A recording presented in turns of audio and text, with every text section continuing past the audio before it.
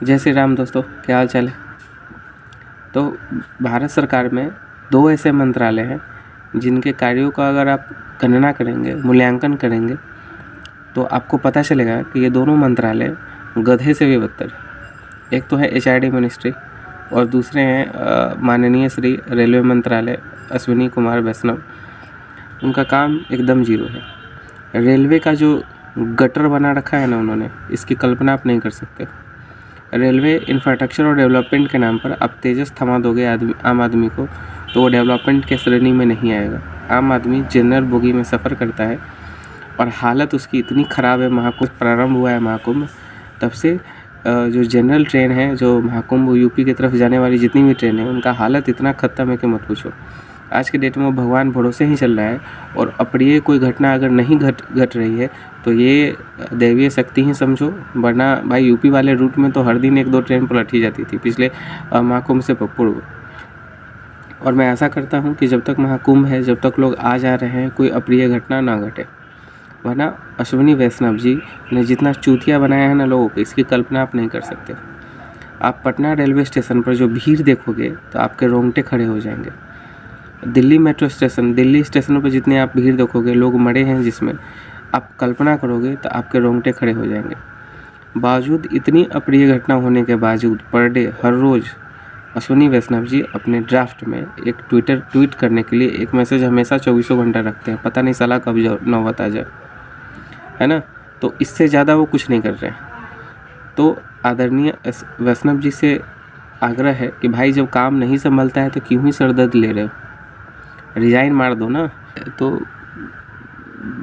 Train का जो दुर्गंजन है ना, उसकी आप कल्पना नहीं कर सकते हो, है ना। कभी रेलवे स्टेशन पर भी जाके देखो। मैं नहीं गया, बिल्कुल नहीं जाने की इच्छा है मेरी महाकुंभ में। ऐसे मर के घर के सारे लोग गए हैं, कार से गए थे, वापस आ गए, क्योंकि घर मुझे संभालना था इसलिए मैं नहीं जा पाया। लेकिन भाई ट्रेन का जो हालत है ना, जिसकी आप कल्पना नहीं कर सकते। लोग भेड़ बकरी की तरह ट्रेन में चढ़ के जा रहे हैं, मतलब अकल्पनीय है ये। एक आम आदमी के जीवन में ऐसा दुर्गंजन मैंने कभी नहीं देखा और देखना भी नहीं चाहता। आप हमेशा हवाला देते हो कि भाई पुरानी सरकारें जो थी उनका इंफ्रास्ट्रक्चर ख़राब था, उन्होंने रेल को नहीं बढ़ाया, फलना चीज़। पिछले 10 साल से यार मंत्रालय तुम्हारे हाथ में है। पिछले 5 साल से तुम उस मंत्रालय के मिनिस्टर हो और 10 साल से रेलवे डिपार्टमेंट जो है वो बीजेपी के हाथ ही हैं। पिछले 10 साल में उन्होंने क्या किया है? उन्हें नहीं पता था कि महाकुंभ में चाहे भारत का जो पॉपुलेशन दिन प्रतिदिन बढ़ता जा रहा है तो उसको लेके कुछ विचार किया जाए, आवागमन को बढ़ाया जाए, है ना। आप पुराने सरकारों को कब तक दोषी दोगे? खुद के दोष को कब मानोगे? नीतीश कुमार ने 2000 में जब एक ट्रेन दुर्घटना हुई थी तो उन्होंने अपने व्यक्तिगत जिम्मेदारी लेते हुए रिजाइन मार दिया था।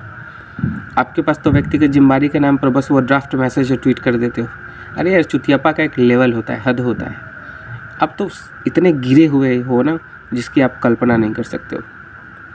कौन सा गांजा फूंक कर बीटेक की डिग्री लिए हो, जिसकी अभी तक हम लोग कल्पना नहीं कर सकते। आईटी डिपार्टमेंट की बात करते हो, आप आईटी मिनिस्ट्री होल्ड करते हो और आईटी के नाम पर यूट्यूब और इंस्टाग्राम और फेसबुक पर आप चले जाओ, आप क्या देखना चाहते हो सब मिलेगा वहाँ पर। लेकिन वो अकाउंट सस्पेंड नहीं हो रहा है आज के डेट में। वो अकाउंट सस्पेंड नहीं होता है, आप कितना भी क्यों ना कंप्लेन कर लो। तो ये हालत है आदरणीय इंफॉर्मेशन टेक्नोलॉजी डिपार्टमेंट का, आईटी डिपार्टमेंट का, और वो होल्ड करते हैं आदरणीय वैष्णव जी हैं। आप क्या देखना चाहोगे? यूट्यूब पर जाओ, फेसबुक पर जाओ, लोग एक दूसरे के रिलीजन को गाली दे रहे हैं, एक दूसरे पर वीडियो बना रहे हैं गलत तरीके से, एक दूसरे के गॉड्स के फ़ोटो को एडिट करके कोई कुत्ता लगा दे रहा है आगे, कोई मुस्लिम्स के गॉड्स को सेंटिमेंट को हर्ट करने के लिए फिर से वहाँ पर गाली गलौज चल रहा है। अरे क्यों ही ऐसा करना? खैर, बेरोजगारी जैसे से बढ़ रही है तैसे हर नेता के लोग या इस तरह के कुछ कुत्ते पाल रखे हैं जिनका काम इसी तरीके से होता है। लेकिन फिर भी उसको कंट्रोल करना मिनिस्ट्री, आईटी मिनिस्ट्री की काम है, वो ये करे, होल्ड करे। खैर, और एचआरडी मिनिस्ट्री, भाई साहब धर्मेंद्र प्रधान, नीट का पेपर का जो मसला था, पता नहीं कौन सा जांच ये करवाने, गांजा फूक के जांच करवा रहे थे कि आज तक उसका रिपोर्ट नहीं आएगा। सुप्रीम कोर्ट ने अपना जजमेंट के बेसिस पर नीट का रिजल्ट आ गया। नेपाल की एक छात्रा सुसाइड कर लेती है और ये बंदा पिछले 2 दिन के बाद भी 48 घंटे हो गए, अभी तक कोई स्टेटमेंट इनका नहीं आया। और उल्टे वो KIT की यूनिवर्सिटी के जो वहाँ के प्रोफेसर्स हैं, वहाँ के जो स्टाफ्स हैं, ये बोलते हैं कि तुम्हारे GDP के बराबर नहीं होगा। अबे चूतिए, जिस देश के छात्र तुम्हारे देश में पढ़ने आ रहे हैं, वहाँ से तुम पैसे कमा रहे हो, उसे इस तरह से बर्ताव करोगे। सपोज करो तुम्हारी बेटी किसी दूसरे देश में जाकर पढ़ाई कर रही हो, उसके साथ वहाँ कुछ अप्रिय घटना हो जाए, रेप हो जाए, उसका कोई मर्डर हो जाए, तो उस समय भी यही स्टेटमेंट दोगे तुम, है ना? तुम्हारा दिमाग लॉस्ट हो गया है क्या? खैर, उड़ीसा में तो पहले पटनायक जी की सरकारें थी, तो अक्सर ये BJP वाले उन पर दोष दिया करते थे। अब तो आपकी सरकार है ना, क्या दिक्कत है? जो नेपाली बच्चों को आप परेशान कर रहे हो, क्यों नहीं न्याय मिली होता? 48 घंटे तो हो गए, है ना? तो धर्मेंद्र प्रधान और रेलवे मिनिस्ट्री यानी वैष्णव जी, ये दो ऐसे लोग हैं, दो ऐसे मिनिस्ट्री हैं जिनकी उपयोगिता 0 के बराबर है।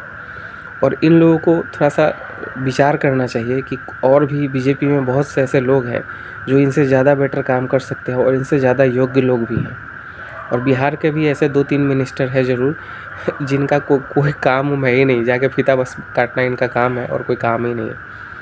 खैर, आपका इस पर क्या विचार है? हो सकता हो मेरे विचार, ये मेरे खुद के अपने विचार थे, आपके विचार अलग हो सकते हैं, लेकिन एज ए BJP का वोटर, कोर वोटर होने के नाते मेरे घर में सारे लोग BJP को ही वोट करते हैं।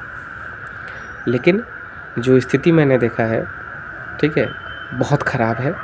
और एजुकेशन और रेलवे और IT डिपार्टमेंट, ये तीनों के तीनों चूतिया बना रहे हैं लोगों को। अब मोदी के नाम पर ये बस पोस्ट को होल्ड कर रहे हैं और कुछ नहीं।